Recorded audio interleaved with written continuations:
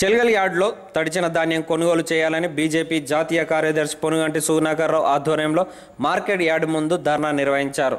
ఈ సందర్భంగా ఆయన మాట్లాడుతూ రైతుకు సరైన గిట్టుబాటు ధర అందించాలని, కొనుగోళ్లను త్వరితగతంగా పూర్తి చేయాలని, రైతులను ఆదుకోవాలని డిమాండ్ చేశారు. ఈ కార్యక్రమంలో బీజేపీ నాయకులు, కార్యకర్తలు తదితరులు పాల్గొన్నారు.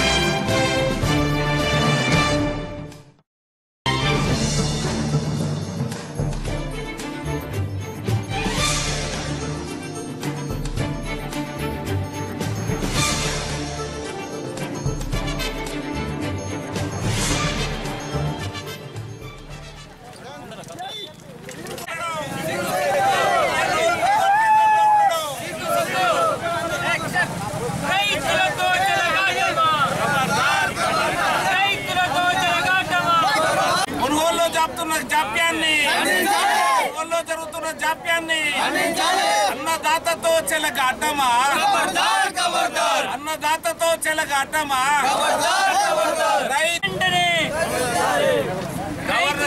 గవర్నర్ వెంటనే జోక్యం చేసుకొని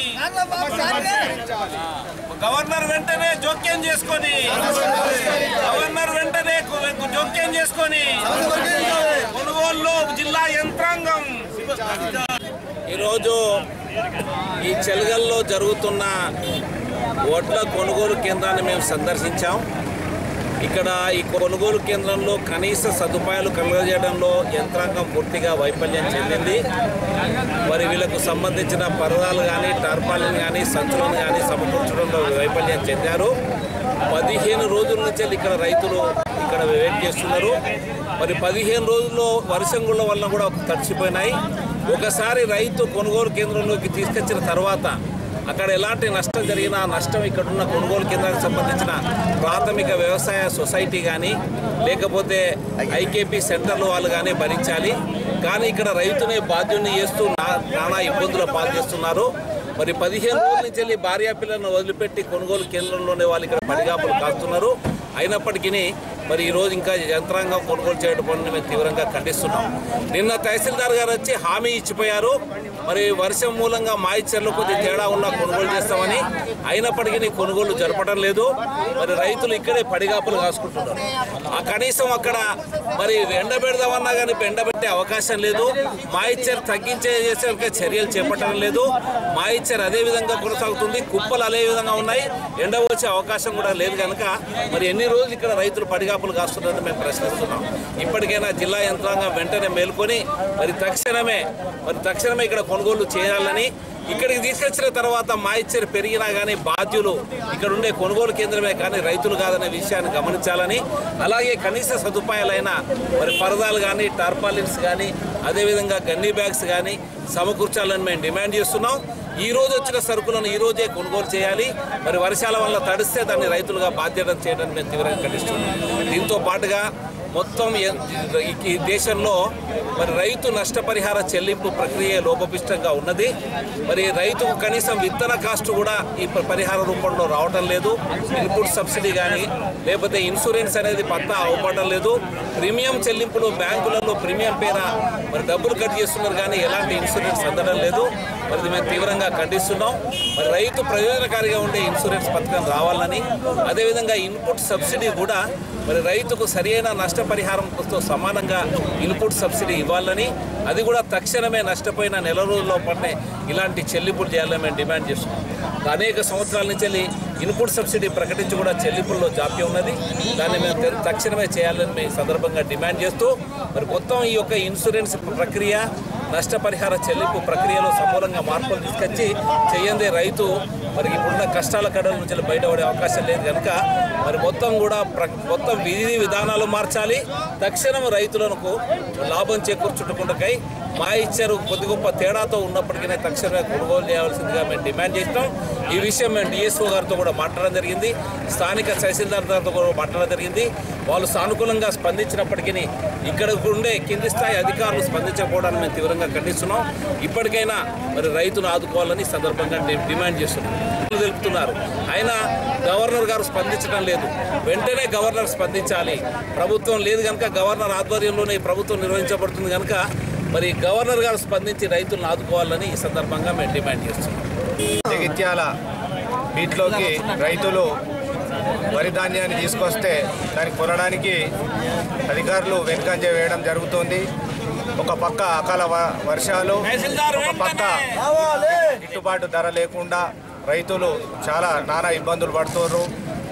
కాబట్టి ప్రభుత్వ అధికారులు తక్షణమే స్పందించి వారికి తగినటువంటి ధర చెల్లించి వెంటనే కొనుగోలు చేయాలని చెప్పి మా జాతీయ ప్రధాన కార్యదర్శి అయినటువంటి కిసాన్ మోర్చా జాతీయ ప్రధాన కార్యదర్శి అయినటువంటి పొలిసారి సుధాకర్రావు గారి ఆధ్వర్యం లోపల ఇక్కడ ధర్నా చేయడం జరిగింది. అదేవిధంగా అధికారులు మొన్న మైచరీస్ 22% ఉన్నా కానీ కొనుగోలు చేస్తామని చెప్పడం జరిగింది. కానీ ఇప్పుడు మాట తప్పి రైతులను ఇబ్బందులు పెడుతూ 17% ఉంటేనే కొంటామని చెప్పి మాటలు చెప్పడం జరుగుతుంది. కాబట్టి మైచరీస్ ఏ విధంగా ఉన్నా కానీ దానికి సంబంధించినటువంటి రైస్ మిల్లు ఓనర్లతో మాట్లాడి వెంటనే వరి ధాన్యాన్ని కొనుగోలు చేసే విధంగా అధికారులు చొరవ తీసుకోవాలని చెప్పి పెద్ద ఎత్తున ఈనాడు ధర్నా కార్యక్రమం చేస్తున్నాం.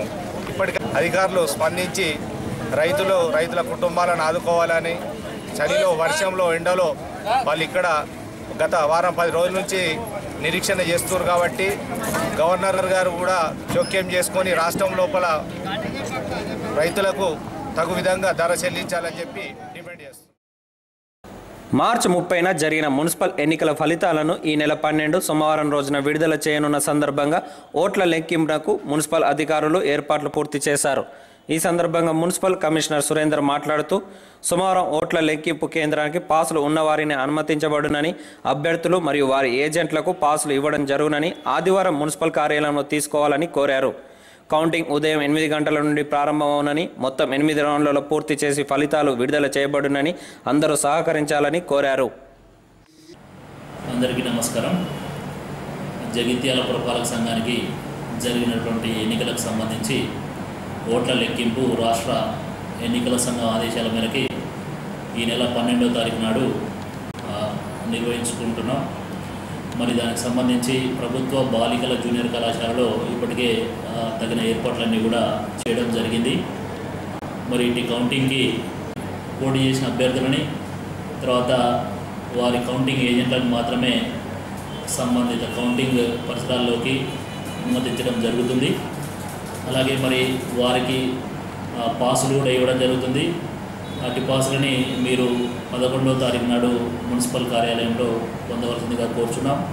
పాసులు లేకపోయినట్లయితే లోపలికి అలో చేయడం జరగదు. అలాగే మరి ఇటు కౌంటింగ్ ఉదయం 8 గంటలకి ప్రారంభమవుతుంది కాబట్టి సంబంధిత అభ్యర్థులు ఏజెంట్లందరూ కూడా 7 గంటల వరకు అటు కళాశాలకు హాజరు కావాల్సిందిగా కోరుతున్నాం. మరి ఇటు కౌంటింగ్ టోటల్ 10 టేబుల్ ఏర్పాటు చేయడం జరుగుతుంది. మొత్తం 8 రౌండ్లలో ఈ కౌంటింగ్ అనేది పూర్తి చేయడం జరుగుతుంది. దానికి సంబంధించి ఇప్పటికే సిబ్బందిని కూడా నియమించుకున్నాం. వారికి తగిన శిక్షణ కూడా ఇవ్వడం జరిగింది.